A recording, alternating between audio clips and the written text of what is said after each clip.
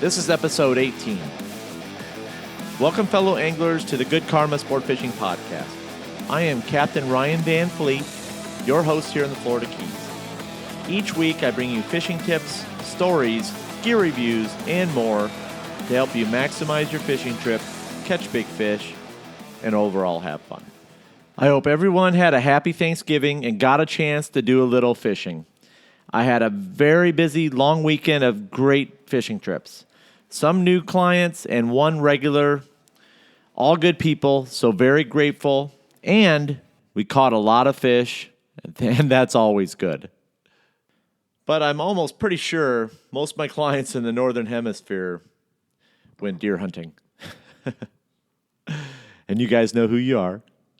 Hunting deer and big game fishing go hand in hand, in my opinion. A lot of guys that trophy hunt for big bucks understand that it takes hours to get that one buck to appear. Now, typically a trophy buck hunter lets the does come in and get nice and comfortable. He lets them eat and roam freely under his tree stand, sometimes for hours.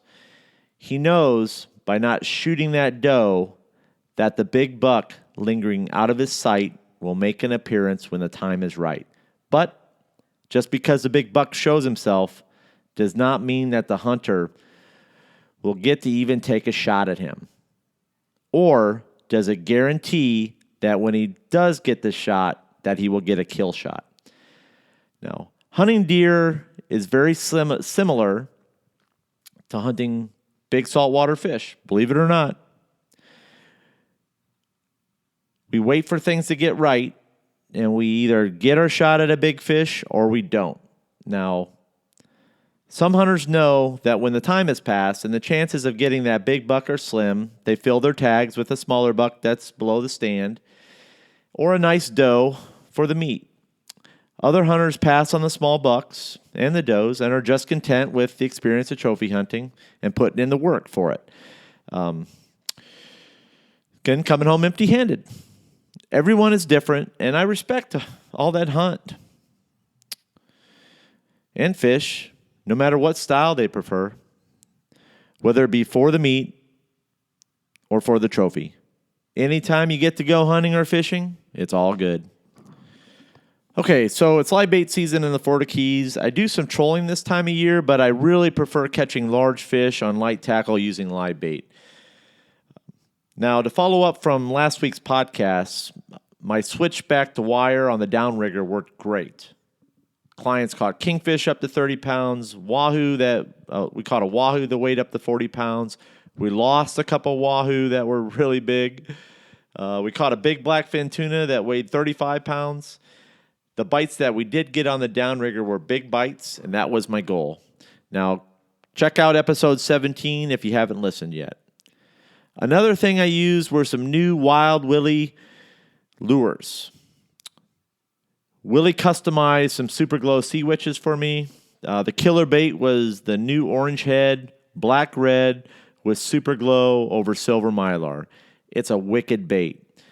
The wahoo tore this bait up on the downrigger and on the long line. When rigged over a badass bait, double rig ballyhoo. These ballyhoo from Badass Baits are well brined and well taken care of at their facility in Marathon. Huge thanks to Willie for making this happen with these lures. These were custom made for me specifically. So I will post up a picture of the Sea Witch on my Instagram account. And I'll try to get one up on the show notes as well.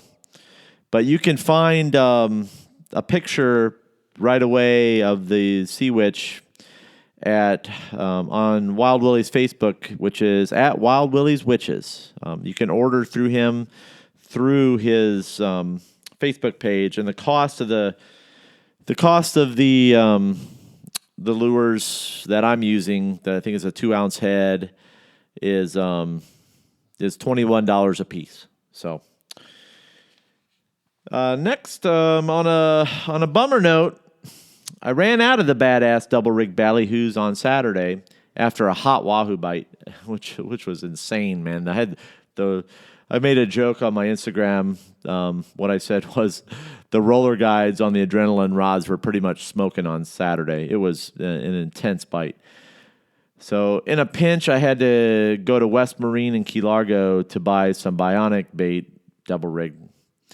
This used to be my go-to double rig brand before I discovered Badass Baits.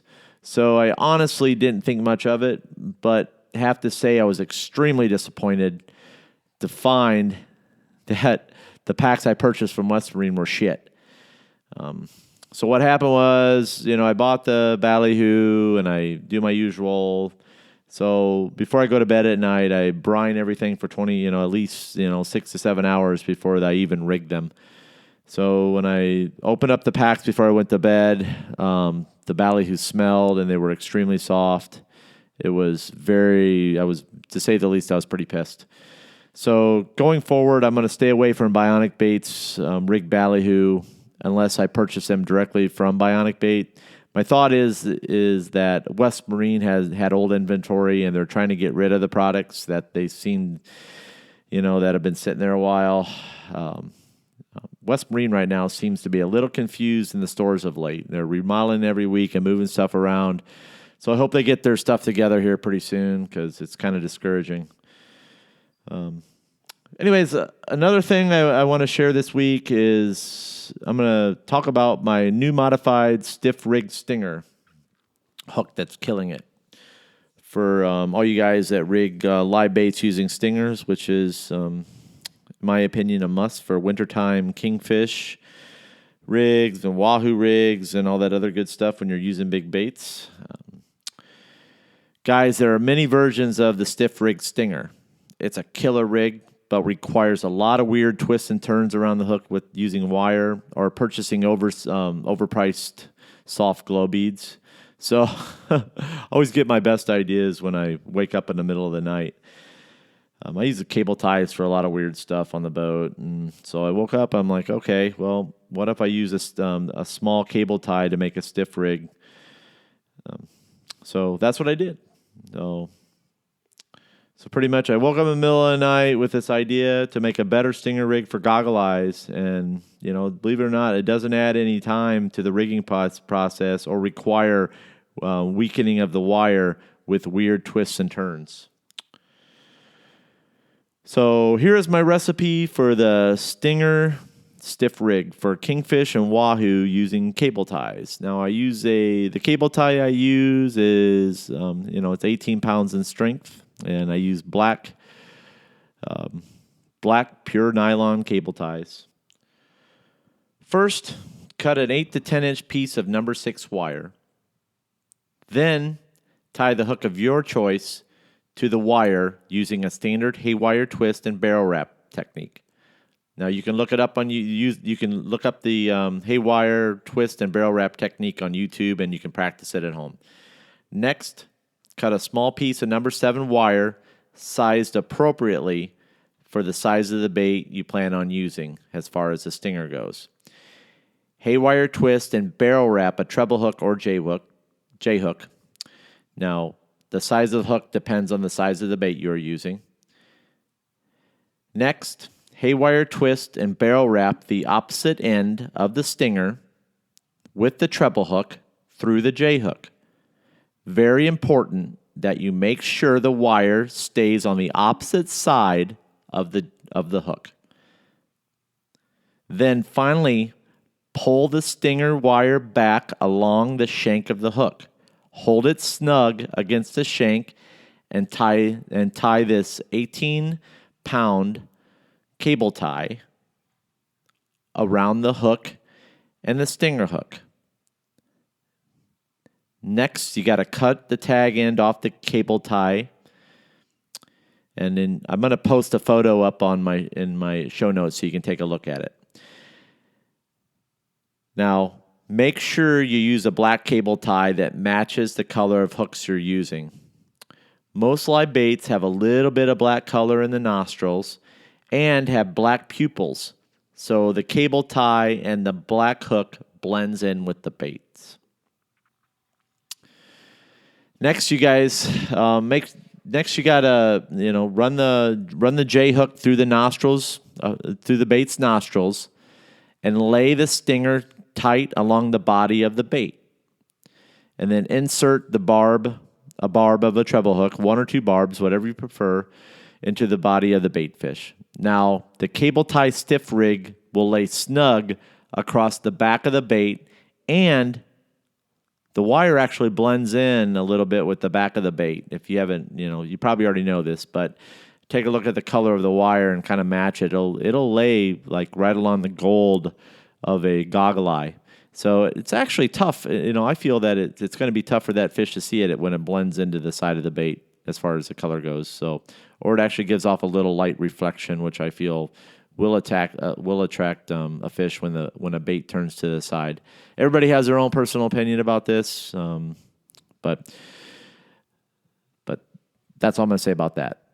The bait also swims perfectly using this rig and helps prevent the bait from fouling. The black cable tie keeps the stinger from swinging around, fouling the bait, and it helps drive the stinger into the mouth of the kingfish and keeps it set, especially if the fish is hooked in the side. It's been working, and we've been sticking the kingfish. I've been really happy with the rig. It actually kind of shocked myself how well it actually works. I can't wait to see what it's going to do with a big wahoo. We caught a nice cobia over the week, just yesterday. So it's been working, guys. All right. So that's what I have for this week. Again, check out the show notes for the complete instructions and also my video on YouTube. I hope you all like my little tips and updates, and let me know if you have any questions. You can always email me at goodkarmaryan@gmail.com. I'm going to be doing a question and answer podcast, so definitely email me. You can also find me on Facebook at Good Karma Fishing Charters, Instagram at Good Karma Sport Fishing _FL_keys. And please also share this podcast with a fellow angler and check out my website, goodkarmasportfishing.com, and sign up for my monthly newsletter. I aim to provide you with fishing tips and information so you can make the best out of your time fishing. Again, thanks for listening, and remember, anytime you're fishing, it's all good.